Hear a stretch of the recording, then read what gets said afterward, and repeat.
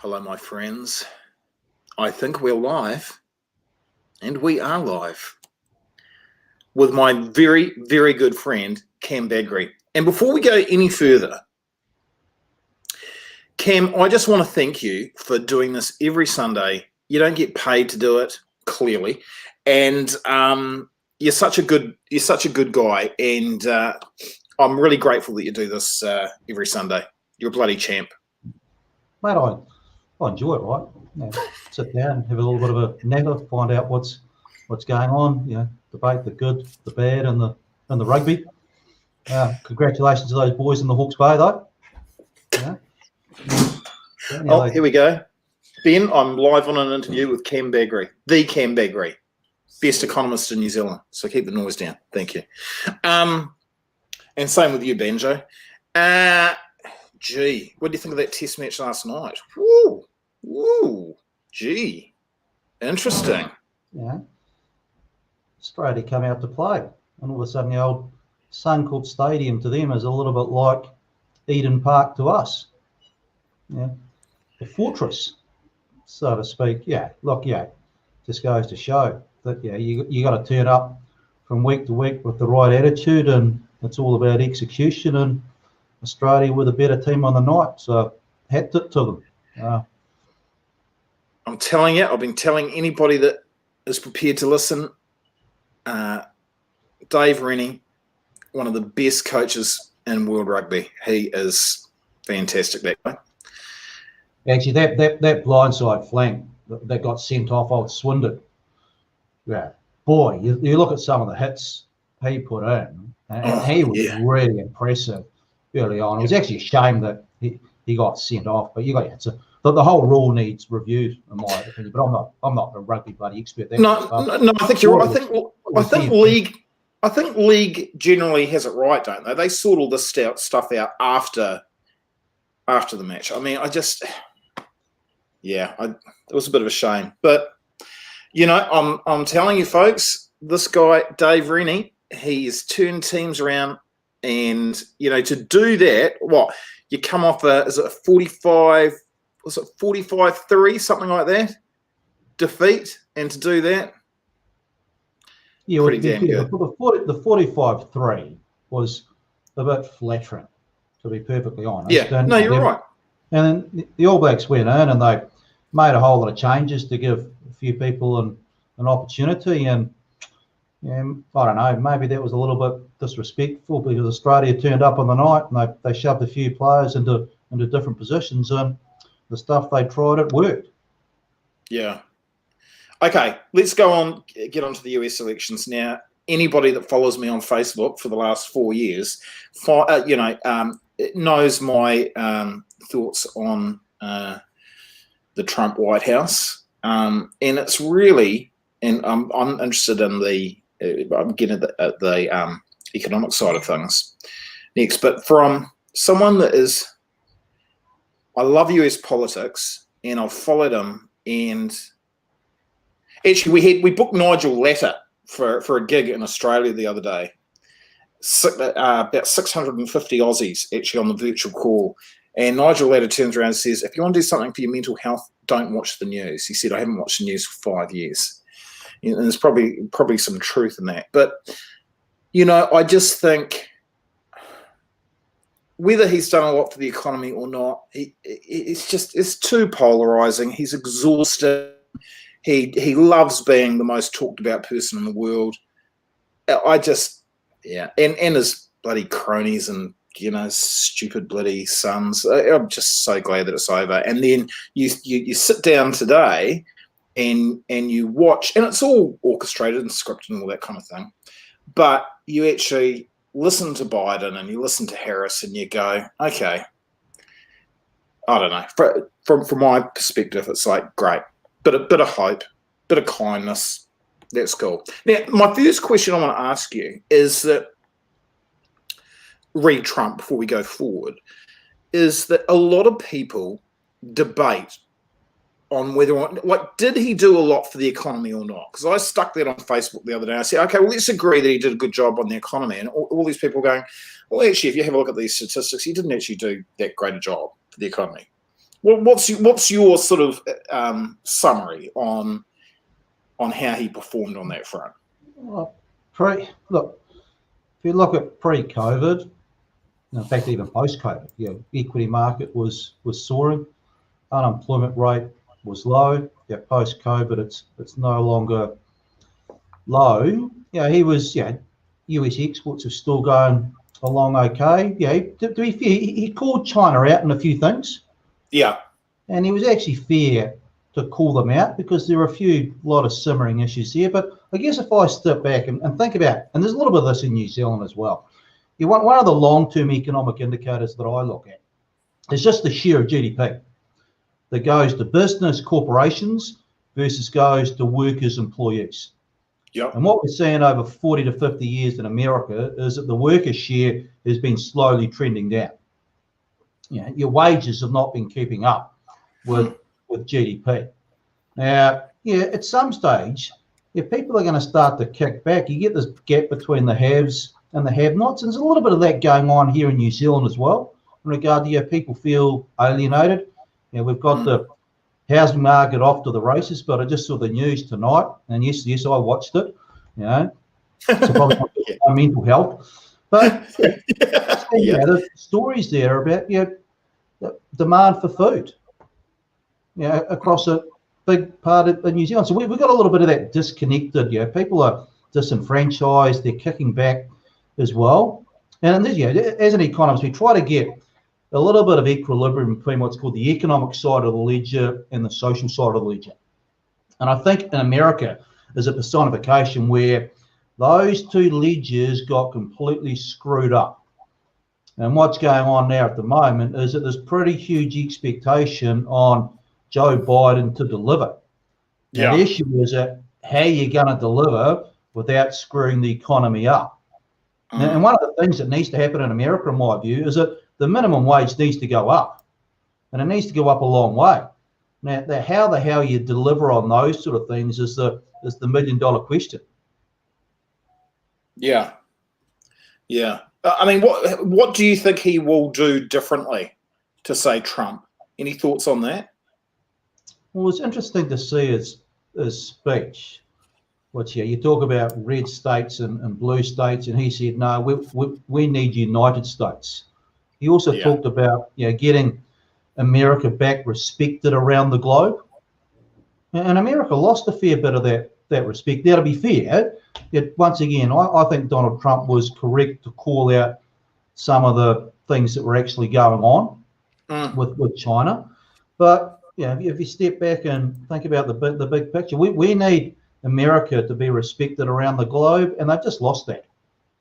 So there's a little bit of mending that needs to go on a number of levels, and it's not going to be easy to deliver going forward. And we saw this in 2017. A new government sort of showed in. The expectations pretty high. It's pretty hard to deliver. Yeah. I think it's also going to be interesting, just this whole, foreign policy. I mean, how does he treat North Korea now, for example?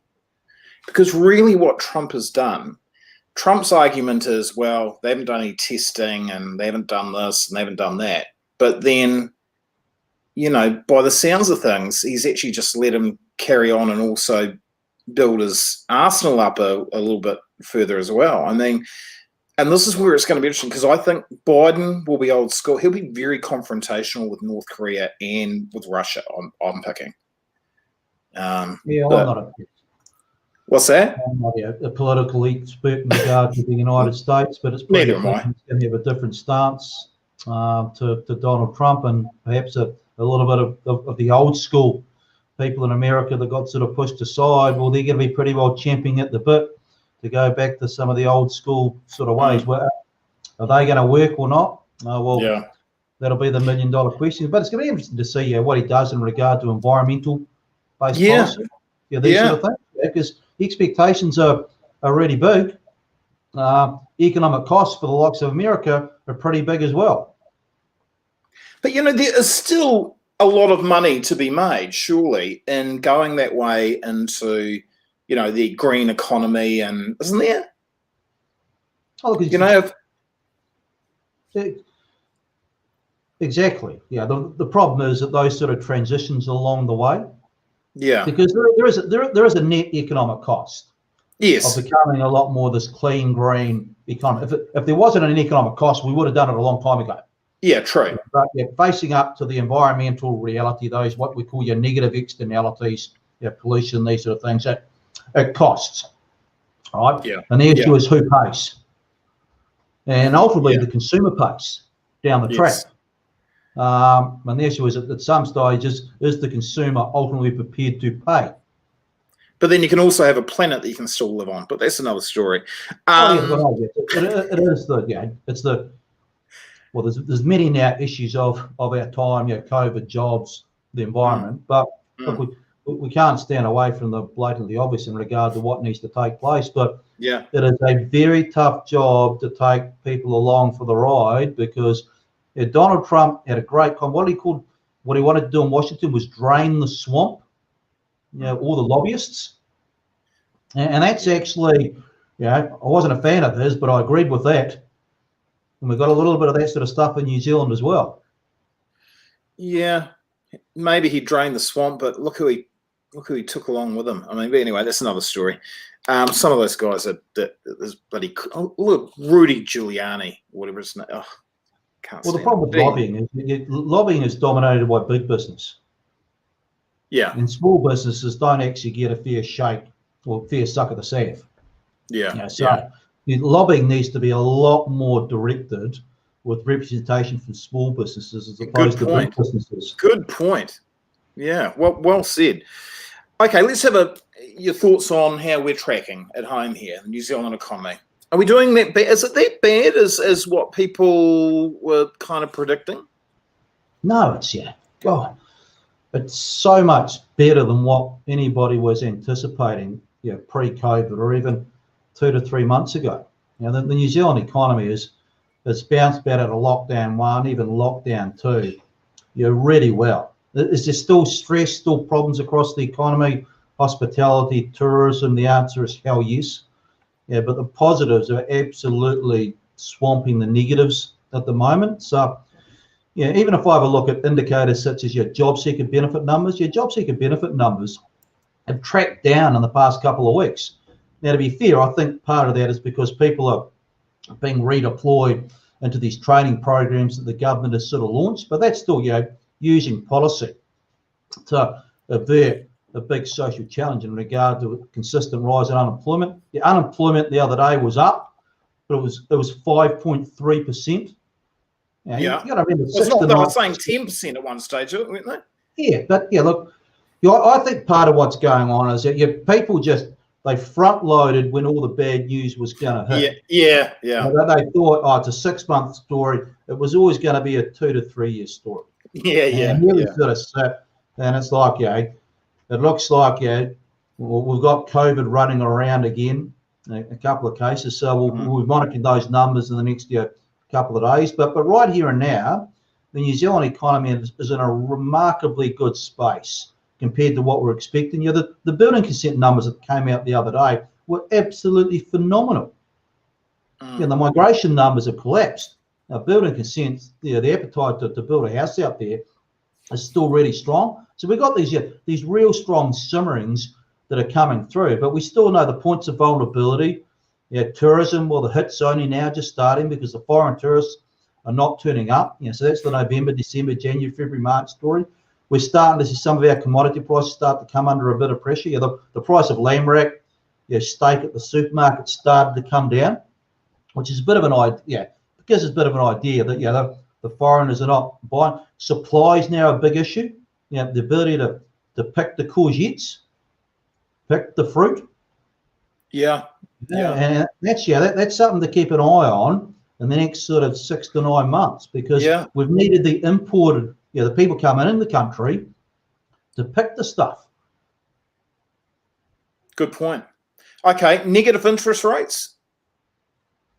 The Reserve Bank's steps up to the plate, I think, middle of this week. And if I look at the economic data at the moment, the economic data based on what we've seen, including the property market, has surpassed expectations by such a degree, you'd be thinking, why on earth would the Reserve Bank still be thinking about negative interest rates? In fact, if I look at their expectations of the property market, their expectations with the number, I think they're expecting in August the property market was going to be down 8%. Well, they got the number right, they just got the sign wrong, because the property market's up about 8 to 9%. But we've all been absolutely goose-stepped by that one in regard to the strength across the market. But the Reserve Bank, I think, will still be thinking about negative rates, primarily because if you look at the outlook for the economy in 2021 is still pretty challenging. In a world where COVID is still escalating, rising in cases around the globe, that is not a risk-free environment. And we just need to put a bit of a risk management lens over this. You hope for the best. You hope we manage to keep the damn thing out. But of course, hope is not a strategy. Can you tell me this?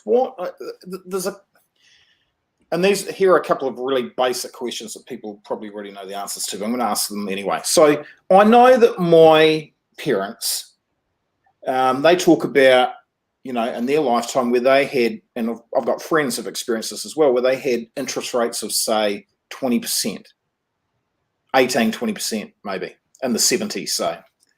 What caused that for interest rates to go so high back then? And is that something that now countries kind of manage better, or can you see that happening again? And I know that we're talking about negative interest rates at the moment, so this is the complete polar opposite. But what causes that? Right. So if you go back and have a look at the 70s and the 1980s, we had high interest rates basically because we had high inflation. Okay. Right. So inflation was there. So inflation was not just manifesting through price increases in regard to general inflation. It was wages were rocketing around sort of 15, 20% per year as well. So it was absolutely across the board. What we've seen, or one of the reasons why interest rates have moved lower, and it's been a 30-year trend. So interest rates have moved progressively lower because inflation has been inching down over 30 to 40 years. Right. It's been a long-term trend. So inflation has not been the threat of the past. And then what's happened each time we've had a bit of an economic accident, central banks come out and they rush in. It's like a crying kid in the bedroom. And as soon as a kid cries, well, the central bank rushes in and gives the kid a lolly. What's been the lolly? Lower and lower interest rates. Now, if I have a look at the moment, your near term, interest rates are going to remain low. What do you mean near term? 18 months, 2 years kind of thing? 18 months, 2 years, because there's an awful lot of dealing needs to take place. Yeah. But what financial markets are telling me at the moment is that inflation's not a threat. You got long-term bond yields, you have 10-year government bonds around big parts around the globe are basically south of 1%, which means real rates are basically negative. Your real rates are nominal rates, less inflation expectations. But if I sit there and think about the last sort of 30 years, we've seen some pretty remarkable stuff. Globalization. Globalization is just rising share of GDP that's trade-based.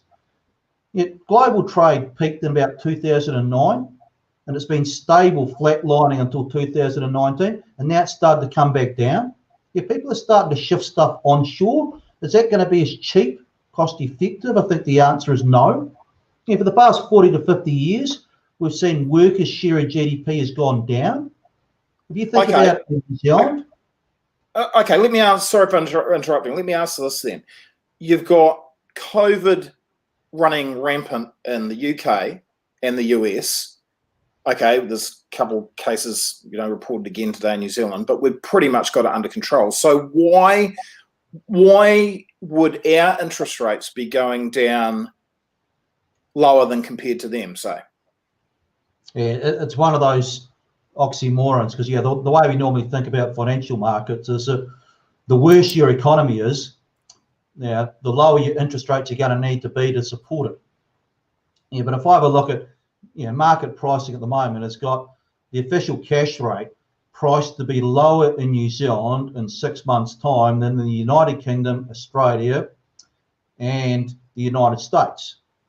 which tells you there's something going on behind the scenes, because it's not only about, you know, expectations towards the economy, because New Zealand, I think, is pretty clear, is in a far better space than all those other three.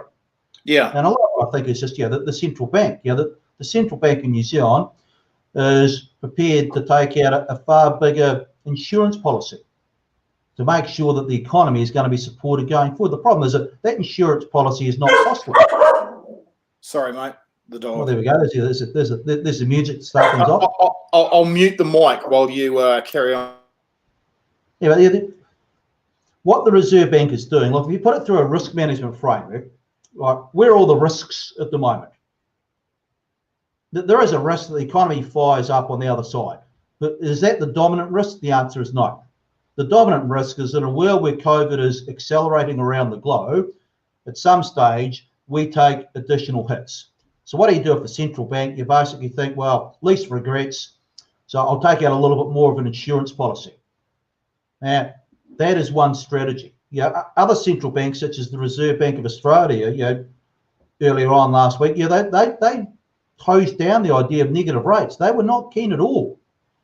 So central banks have got different approaches in regard to how far they're prepared to go. Yeah, our central bank is just prepared to go a lot further than others. Is there an argument for that strategy? Yes, it supports the economy in the near term, but of course there's risks on the other side. Yeah, what if you call it wrong? Anything else we want to cover before we wrap it up? No, I just think that New Zealand at the moment, glass half forward, yet no one would have, I think, predicted the economy would have this sort of vitality, health, amidst an awful lot of pain as well. We've got a very polarised economy. You know, the housing market versus the stories I see on TV tonight in regard to demand for food parcels. It's a real split personality sort of out there. You know, I keep telling people, look, put a risk management lens on this and think about 2021. You know, it's going to be very hard, I think, for the UK, the United States, and other countries around the globe to contain this thing. They're going to have a pretty ugly winter. And if they have an ugly winter, it is going to hit us over the summer months in early 2021 as well. So, yeah, hat tip, we're doing incredibly well, but, you know, think risk management in regard to 2021 planning. You're a legend. Thank you so much for your time again tonight, Cam. Cheers, Chief. Really enjoyed that. Have a great week, okay? I'll go back and hopefully my kids haven't eaten all the spicy Thai chicken. Thank you, brother. Appreciate it. Have a good week. Bye. Thank you. But Jackson, come over here. You're live on Facebook. Come here. Hey, everybody. This is my beautiful son, Jackson. See you, Benny. Jackson, you're live on Facebook. Hello. This is my 13-year-old Jackson. Yep. That's Jax, me. any views on the US elections you've been covering? Watching it all? Don't really care, to be honest. That much. Devastated. Do you know who won? Joe Biden, I think. Good boy. Do you know who his VP is? Nah, I know it's a woman. Good boy. Right. And it's about time too. Only took them hundreds of years. Yeah, right. All right. Bye. Bye. Bye, Dad. Love you. Bye. Love you. Have you been for a run or something? Playing basketball. Oh, good boy. Please don't let Benjo out. No. See you later. Yeah. Love you. Wow.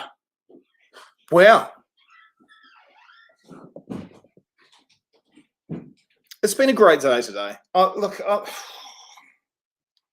And you don't need to agree with everybody on everything. People are allowed to have different opinions. I let people have different opinions on politics on my personal page and everything. It's not the end of the world. But you don't need to be a bully or an arsehole when you go about doing stuff either. And that's what Trump was. And his cronies. They were bullies.